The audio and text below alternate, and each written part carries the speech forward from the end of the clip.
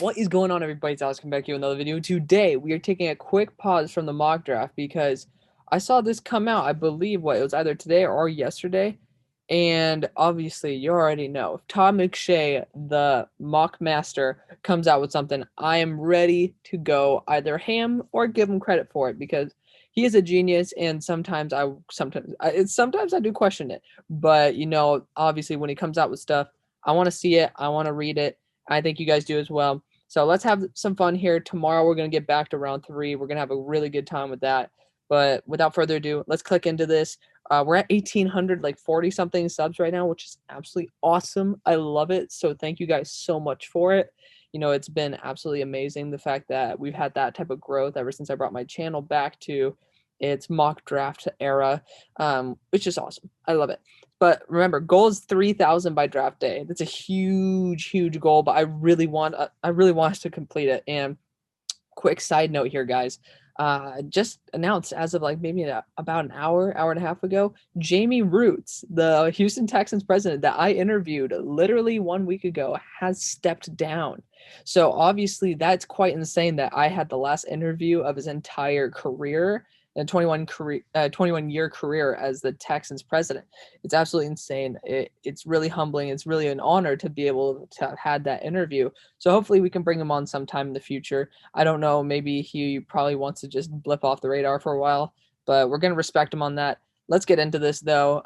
Probably we'll be having a call coming in soon, but don't worry about that, guys. We will. I'll cut all that shit out for you guys. So let's get into this. First pick. Do we need to talk about Trevor Lawrence? No. I watched every single throw of Trevor Lawrence last night, actually, and because there's a great channel for it. Obviously, I can't say it because like it's a bunch of random letters and numbers, but you guys will find it.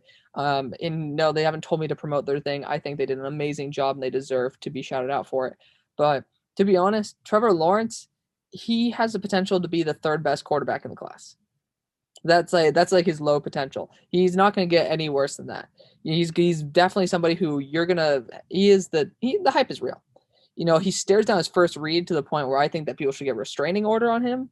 However, he is absolutely amazing. He has that running ability that is very underrated. It's kind of weird. Has some very slow acceleration, but he can build up speed really fucking quickly. Has the great ball placement. There's these quarterbacks like you look at Mac Jones, you look at Justin Fields, even Zach Wilson to a degree. They can really overshoot people sometimes. And Trevor Lawrence, if you ever see him miss a target, it's by a half of a yard at most. So I really believe that his ball placement is spectacular. I love Trevor Lawrence here as long as he can build up that progression, which is kind of a common theme. Zach Wilson's probably the best at progressions at this point, but if they can build up the progressions, then he could really be the guy that we're thinking about him. But if he doesn't develop that, I think he could be a huge bust. There's a chance of it. I'm not saying it's going to happen, but there is a chance that Trevor Lawrence might be a bust NFL safeties are going to see exactly where this guy stares. So I don't think that's going to be a problem. Honestly, I really don't. But hopefully it just doesn't because he's great. I want the Jaguars to have as good of a future as possible. Jets going Zach Wilson.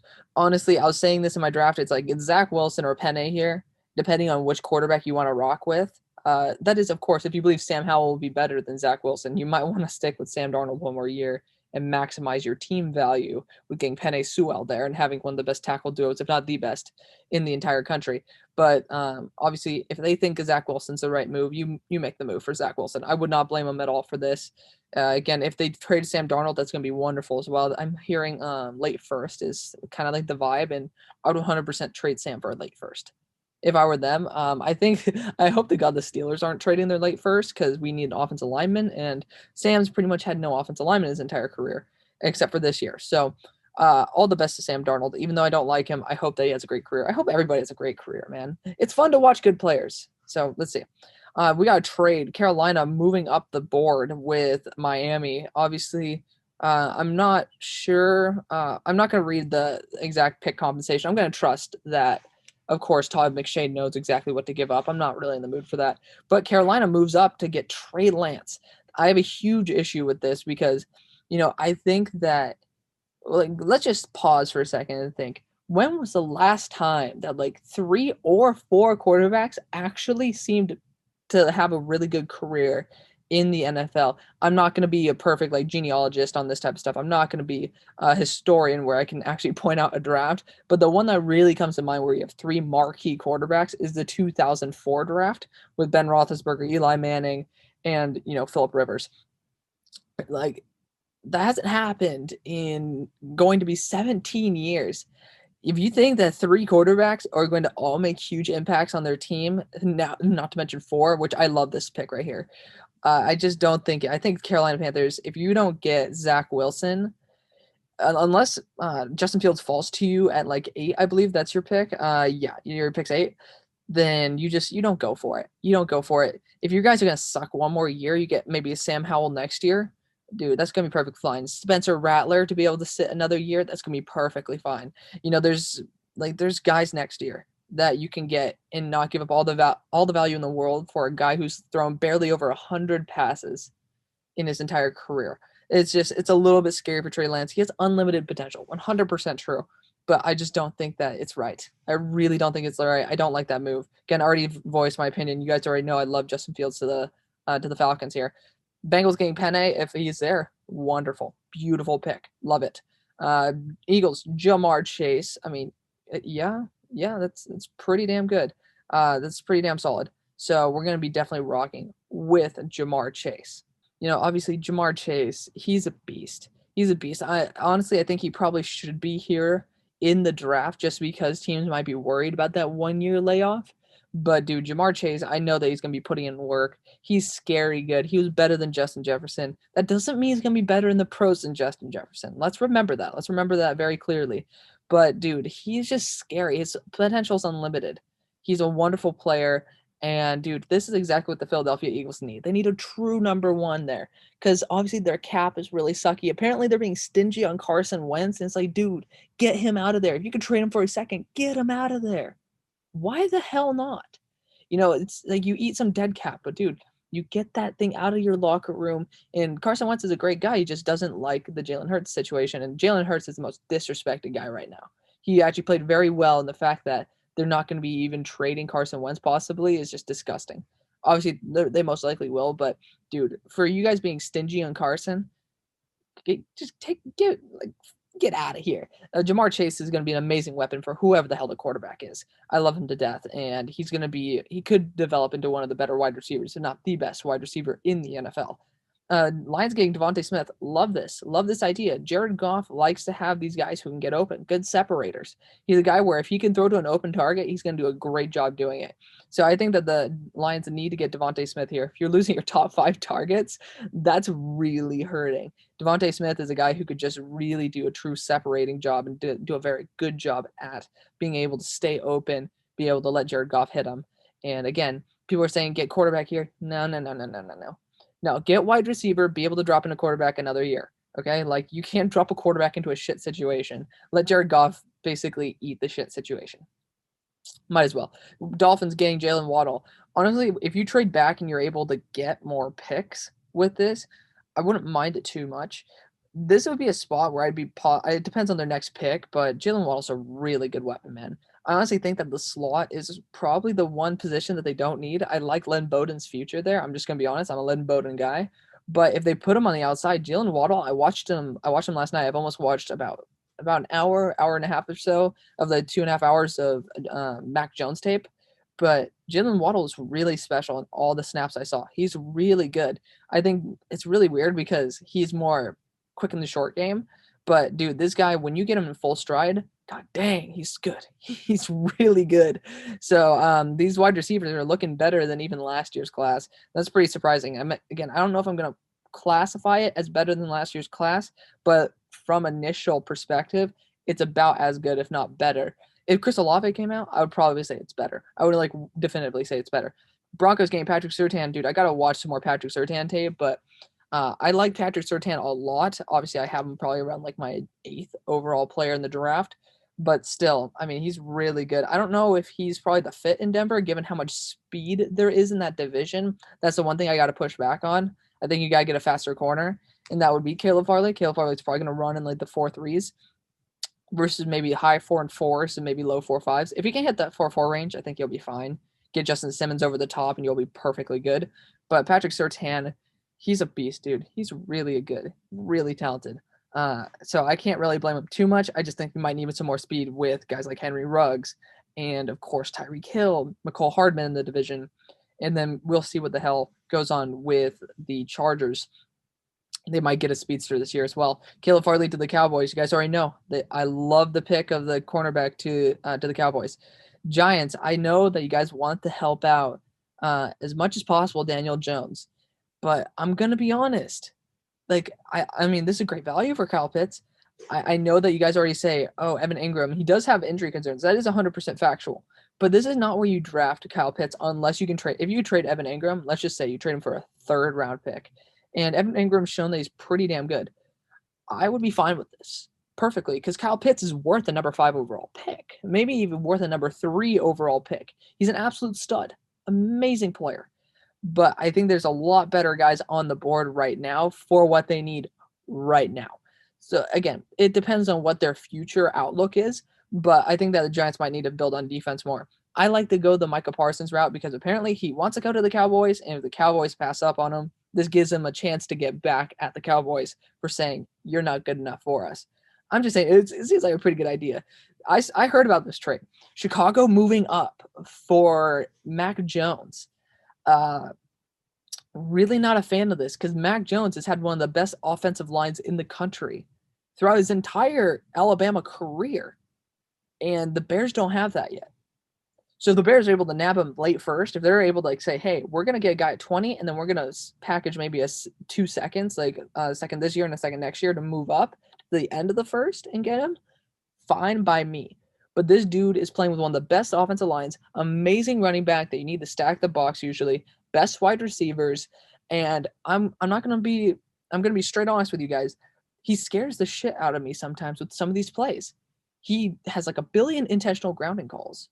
And then not to mention the fact that sometimes under pressure, he'll make a beautiful throw, but there's other times where it's like, what are you doing, dude? Sometimes he just forces it, man. And it really scares me. I think that some teams are going to get scared shitless of that. And they're going to be like, you know what? We're going to move down too. The Bears, with losing Allen Robinson, all this stuff, you guys are not going to be able to have just a game manager sitting there and be able to not win you a game. I'm telling you, your defensive stars are getting older. You need someone who can win you a game. If that were Carson Wentz, get an offensive tackle, and then be able to maybe get another offensive lineman, you're golden. Be able to sign AR-12 back, you're golden. But Mac Jones is not the guy for that. I'm going to be honest, I do not think he's the guy for that. After watching a lot of his tape, I will have a more informed opinion as probably as of tonight. But dude, I am not down for this at all. Especially with the Bears. You guys might be in win now mode, but you are not in a division to win now, especially with Aaron Rodgers there. If he leaves, this is all go. But you need to go after a guy who is in the league, proven right now, not a guy who has been playing in the best situation possible. Next, Rashawn Slater to the Chargers. Can't really blame it. I just think there's better guards in the second round. If you think that Rashawn Slater is going to be a true tackle, if he does measure out to be 6'4", if he does measure out to have long enough arms, fine by me. I love Rashawn Slater. You guys know he's really good. I always have him going to the Niners. But I think that Christian Darrisaw is the best prospect here for them because of the value at guard later on. If you get a true tackle, again, if you think he's a true tackle and he measures out to where he could probably project as that, awesome. But if he doesn't, I think Darrisaw's the better pick. Can't really blame him too much. AVT to the Vikings here. Again, I think they do need a guard or a tackle, depending on where they want to put Ezra Cleveland. You guys already know I love having somebody who's good in the run game. I'm not 100% sure if AVT deserves to be this high of a pick. He probably does, and honestly, I can't really blame him there. But I think this is a good spot to trade back. Also, the Vikings, they used to pride themselves on defense too. So I'm just saying, with the value of guard in the second round, value of centers that could also kick to guard, this might be the best spot for an edge. I'm just saying that right now. Patriots getting Parsons, that would be a dream scenario, especially with his personality issues. You know, if I'm gonna be honest, Bill Belichick's the one to get him into shape, man. So I'm not gonna blame it at all. Michael Parsons possibly the best pass rusher in this class too. So I love it. I love that pick so much. If that were to happen, I just don't think it's gonna be realistic, even though he does have some personality issues. Okay, so now we're gonna go on to the Cardinals. Slight little detour right there, like 30 damn minute detour, but Gregory Rousseau to the Cardinals. So about this one, I think, to be honest, the Cardinals, they may be young, but I really think that they're Super Bowl ready. I chose them to be 13-3 last year and go to the Super Bowl and win it. I think honestly, Cliff Kingsbury is possibly holding them back, and I think that Gregory Rousseau is way too raw at this point to be able to be selected. Way too raw. So I'm not 100% a fan of this at all. And given the fact that JC Horn is still on the board, a polished man corner who has all the traits that you want, that to me is worth so much more. So much more. You can talk about Asante Samuel Jr. as well here. I think that you really need to fill in that cornerback spot more than the edge, because edge, there's a lot of guys down the board. Hell, if you have to in the third round, get Patrick Jones. That doesn't seem like a bad idea. Getting Gregory Rousseau here is not the right pick. Not the right pick at all. I know that his ceiling is probably the highest out of all the edge rushers, but I'm not a fan of it whatsoever.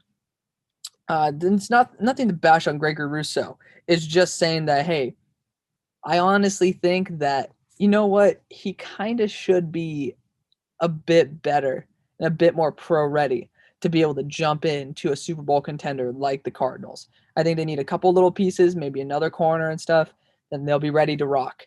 So Vegas, getting JOK here. Dude, I know they're losing Raekwon McMillan, so it's not like it's a bad thing. But dude, I guess you could play him a slot corner, or safety. That might be the only way that you play him, because he really doesn't fit the same way a guy like Corey Littleton or Nick Kwiatkowski are going to play.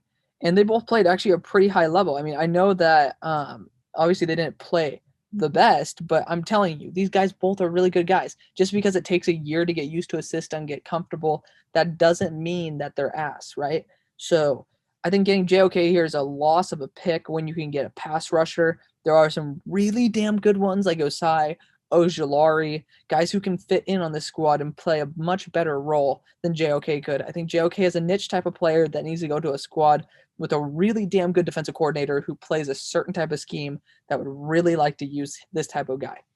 So I really think that he could just be a complete bust if he goes here.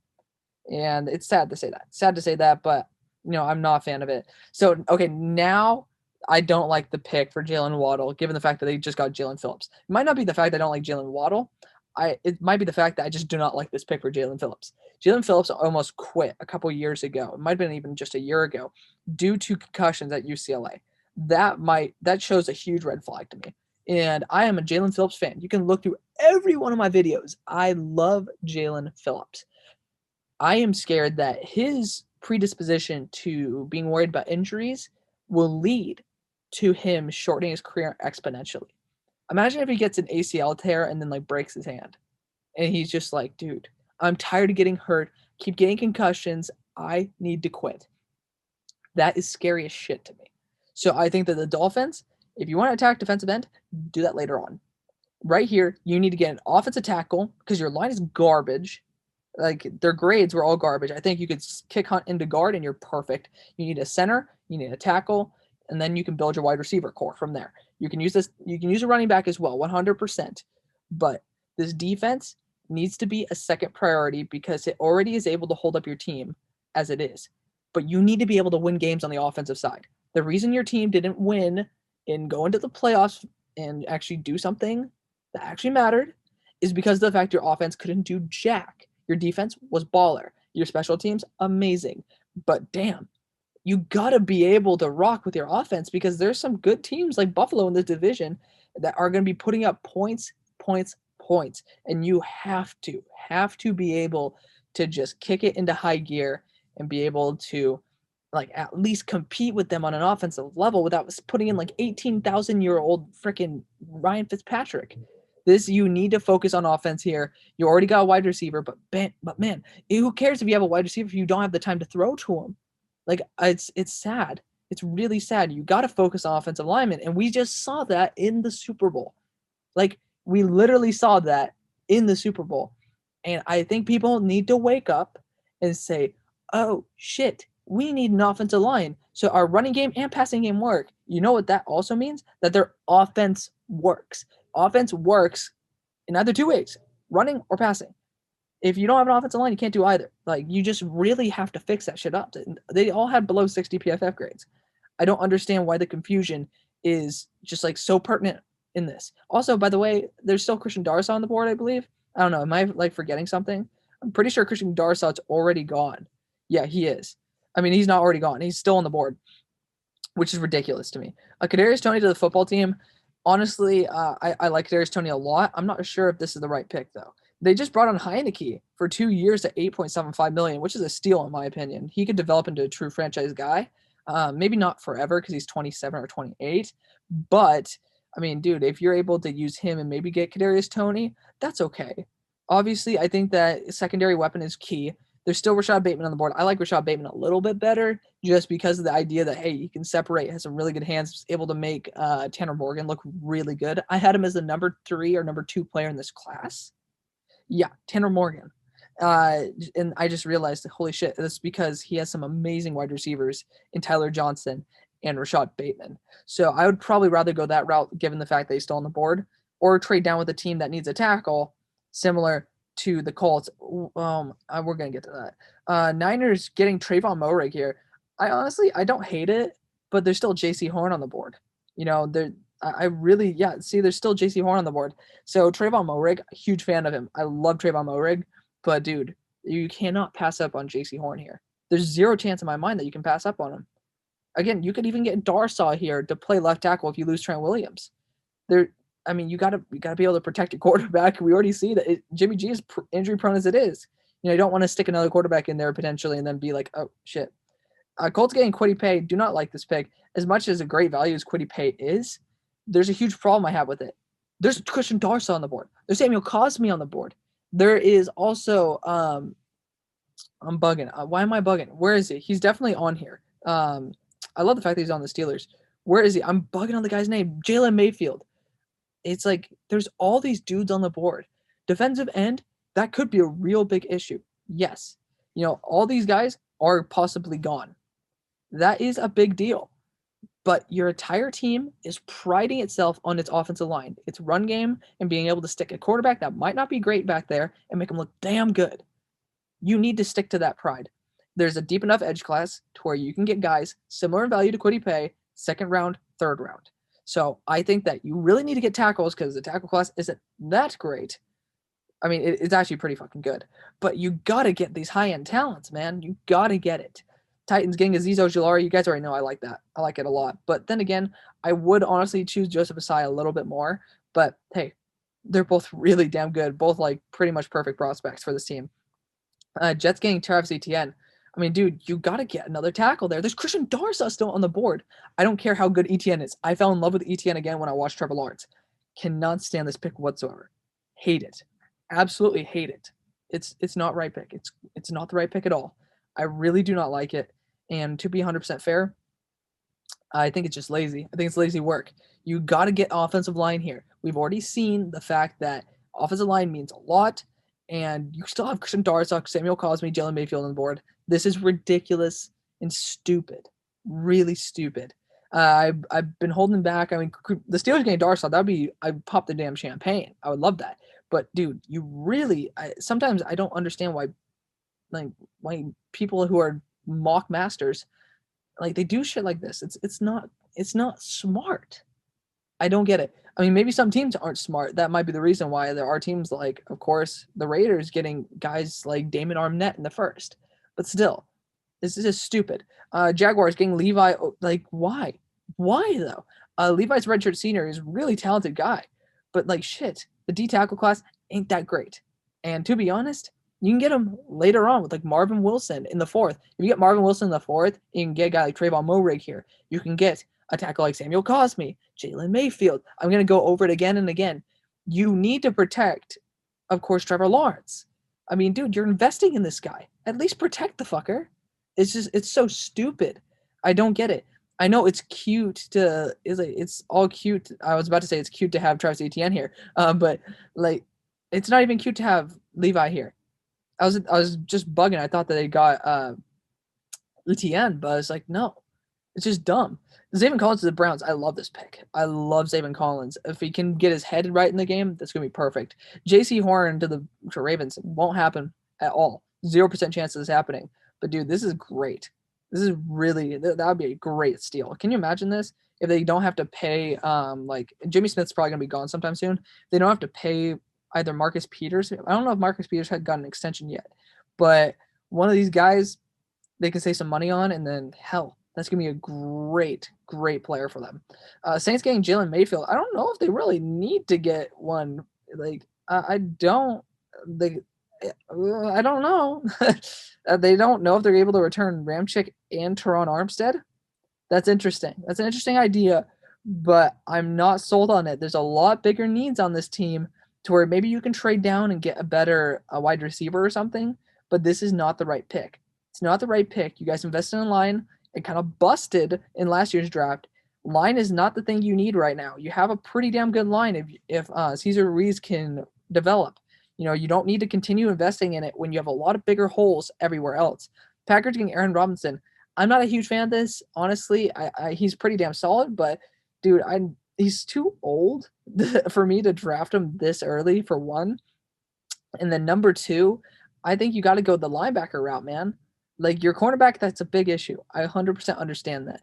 But dude, I really think that you got to get the rest of the defense stuck up because it's not the pass game that's going to be killing you. It's the damn run game. You're like 30th in the league last year. Get a freaking good running linebacker like Nick Bolton in here. You're going to be just chilling. I don't get it. Buffalo getting Najee. Dude, I don't understand this. Najee would be a great addition to this team. 100% understand that. But there are a lot bigger holes. You got to make, like, with how much this team runs, make sure you have a good offensive line. They have a pretty solid one. There's still guys like Wyatt Davis on the board. There are still guys like Trey Smith on the board. There are a lot of guys where you can develop this line more and take advantage of your 2 third-round running backs who are pretty damn solid. Yes, some of them struggle to stay healthy. But if you're able to have them have more yards before contact, that's going to be true money for you. And then you can also protect your guy who you're probably going to be paying close to $500 million next year because Allen is amazing. So just saying, it's not the right place to take Najee Harris. Again, there's also Nick Bolton there. You want to keep your defense livid because your offense is fine enough right now. It's not the Dolphins where your offense is crap at points and then your defense is amazing. The Bills, your defense is solid. You're losing pieces. You need to put new ones in. Your offense is going to remain really damn good. I don't like this pick as much as people probably will. Joe Tryon to the Chiefs, again, super developmental player. You need to win now, homie. Like this is a garbage pick. This is just like low-hanging fruit that people just love the potential in this guy. I just do not like it at all. He probably will be here. He probably will be taking this spot, but I just do not. I hate it. I hate this idea. This dude has he has no floor. He's like down to dirt floor. He's a great ceiling. But this is not where you take it, Kansas City. You need to get offensive alignment. Yes, you did have 3 out, but dude, did you see what happened? Injuries happen. You need some offensive alignment to at least play semi well. And then Tampa Bay getting Christian Barmore, again, I think you should go the edge route here, but really, I mean, Joseph Asai's on the board. I would literally give this pick a 0 out of 10 because I love Joseph Asai, but at least they're getting one of the 2 top needs. That's all I can say. So that's the pick. I mean, that's the draft. It's not as asinine as the ones he's done before. I'll give it that way. At least he was able to put in some trades in this one. But I mean, I'm telling you, I'd give this one maybe a C+. It's like there's a lot of picks where it's just like, a lot of trades where it's like, had some good ones in there. But honestly, actually, the more I think about it, I'm dropping it down to like a D+. It's not good. So let me know what you guys think. I thank you guys so much for watching. I'll see you on the far side. Peace.